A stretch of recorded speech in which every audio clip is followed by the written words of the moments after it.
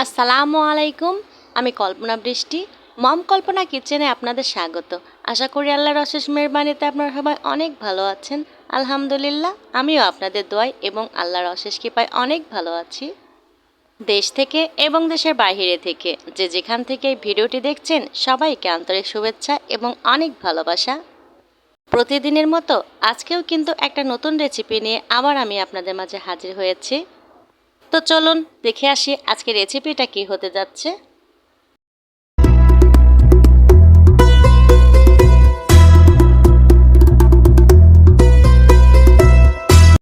আজকেও কিন্তু ছোট্ট সোনামণিদের জন্য ভিন্ন স্বাদের ইয়ামি বিকেলের নাস্তা বা টিফিন নিয়ে আমি কিন্তু হাজির হয়ে গিয়েছি। তাই প্রথমে একটা ছোট্ট প্যান বসিয়ে দিয়েছি। প্যানটা বসানোর পরে ভরপুর 1 চামচ আমি বাটার দিয়ে দিয়েছি। এবার আমি ব্রেডটাকে ভালোভাবে এপাশ ওপাশ করে কিন্তু উল্টিয়ে ভেজে নেব। একেবারে সফট নরম করে ভেজে নেব। আমি ড্রাই করে কিন্তু ভাজবো না, তাহলে ছোট্ট বাচ্চারা কিন্তু খেতে পারবে না। এই যে দেখুন, আমি 2 পাশটা ঠিক এমন হালকা করে ভেজে নিয়েছি।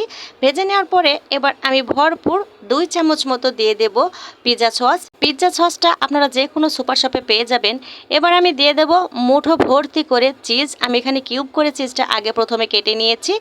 চিজগুলোকে ব্রেডের চারিপাশে কিন্তু সুন্দরভাবে ছড়িয়ে ছিটিয়ে দিতে হবে, যেন প্রত্যেকটা জায়গায় চিজগুলো লেগে থাকে।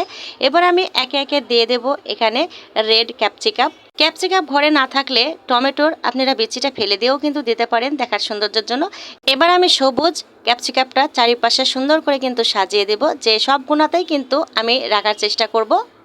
গ্রিন ক্যাপসিকামটা দেওয়ার পরে এবার দিয়ে দেব টুকরো করে কাটা পেঁয়াজ। পেঁয়াজের অংশগুলো চারিপাশটা আমি সুন্দর করে ছিটিয়ে দেব। এবার আমি মুঠো ভর্তি করে মজারেলা চিজ আমি একেবারে দেখুন ক্রাশ করে নিয়েছি, সেটা সম্পূর্ণ দিয়ে দেব। আমি চিজ দেওয়ার সময় সবসময় বলে থাকি, চিজটা যত এবড়ো থেবড়ো করে দিতে পারবেন তাতেই কিন্তু দেখতে অসাধারণ লাগবে। চারিপাশটা কিন্তু গলে গলে পড়বে, দেখতে কিন্তু খুবই দারুণ লাগে। আর খেতে যে মাশাল্লাহ কত সুন্দর লাগে, একবার আপনারা বানিয়ে দেখবেন। এবার আমি প্যানের ঢাকনা দিয়ে ঢেকে দেব। আর ছিদ্রযুক্ত ঢাকনা থাকলে আমি সবসময় বলে থাকি, একটা লবঙ্গ বা ছোট্ট কোনো কিছু কাগজ দিয়ে এই ছিদ্রটাকে কিন্তু ছিল করে দিতে হবে।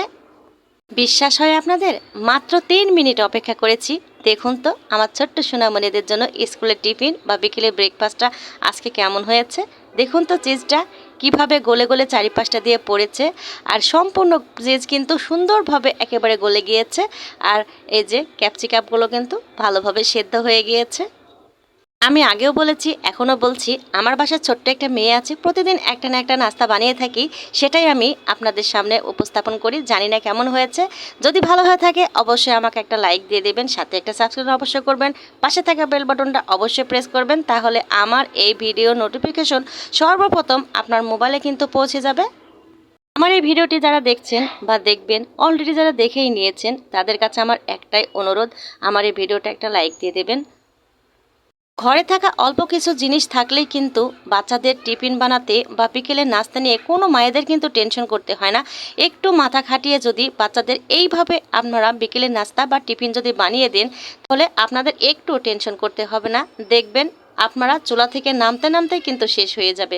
বাচ্চারা বলবে আরও একটা আমাকে বানিয়ে দাও আম্মু।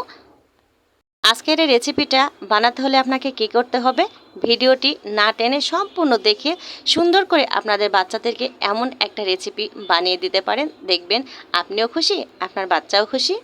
এই পুরো সপ্তাহ জুড়েই ছোট ছোট এমন টিফিন বা নাস্তা রেসিপি আমি আপনাদের দেখানোর চেষ্টা করব। আশা করছি আপনাদের অনেক ভালো লাগবে।